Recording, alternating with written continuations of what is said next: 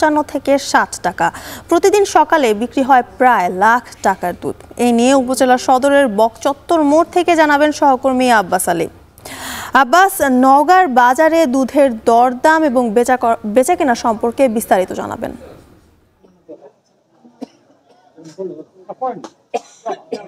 জ্যোতিকা, ঈদ পরবর্তী সময়ে আসলে দুধের চাহিদা কমে আসায় প্রতি লিটারের দাম কমছে 10 থেকে 15 টাকা। অর্থাৎ ঈদের কিছু আগে এবং কিছু পরে আসলে প্রতি লিটার দুধ 90 থেকে 100 টাকা পর্যন্ত বিক্রি হয়েছে। তবে এখন দাম কিছুটা কমে এসেছে চাহিদা কমে আসার কারণে। আমি এখন অবস্থান করছি নওগাঁ জেলার মহাদেবপুর উপজেলার বকচত্বর মোড়। আজ আসলে ভোর থেকে বৃষ্টি হয়েছে, এখনো চলমান রয়েছে। আর এই বৃষ্টি হওয়ার কারণে আসলে যারা খামারি বা কৃষক রয়েছেন তারা দুধ নিয়ে এসেছেন অল্প পরিমাণ, আরও হয়তো আসবে। তবে গোয়ালের সংখ্যাও কিছুটা কমে গেছে। আজ এই বাজারে দুধ বিক্রি হচ্ছে 50 টাকা থেকে সর্বোচ্চ 55 টাকা পর্যন্ত।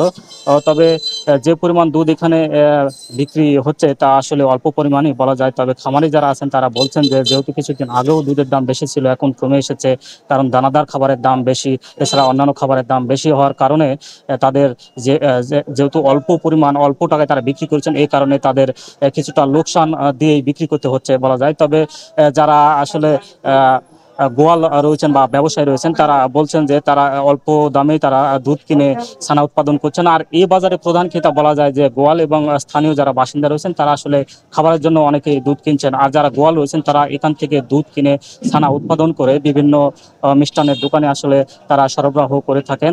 আর এখানে যে পরিমাণ দুধ বেচাকেনা হয় তার বলা যায় যে প্রায় 2.5 থেকে 3 ঘন্টার ব্যবধানে প্রায় লক্ষাধিক টাকার দুধ এখানে বেচাকেনা হয়ে থাকে। আর খামারি যারা রয়েছেন তারা আসলে ভোরের আলো ফোটার পর থেকে দুধ বিভিন্ন যানবাহন করে নিয়ে আসেন এবং চলে প্রায় সকাল 9:30 10টা পর্যন্ত। তারা বলছেন যে দুধের দাম যদি কিছুটা বেশি হয় তাহলে তাদের জন্য আসলে লাভবান হবেন এবং তারা দুধ বিক্রি করতেও আসলে স্বাচ্ছন্দ্যবোধ। যেহেতু আজ বৃষ্টি হচ্ছে, দুজন গোয়ালকে আমরা দেখেছি যে তারা সর্বোচ্চ 50 টাকা পর্যন্ত দুধ কিনেছেন। এই ছিল আমার কাছে দুধের বাজার থেকে সবশেষ।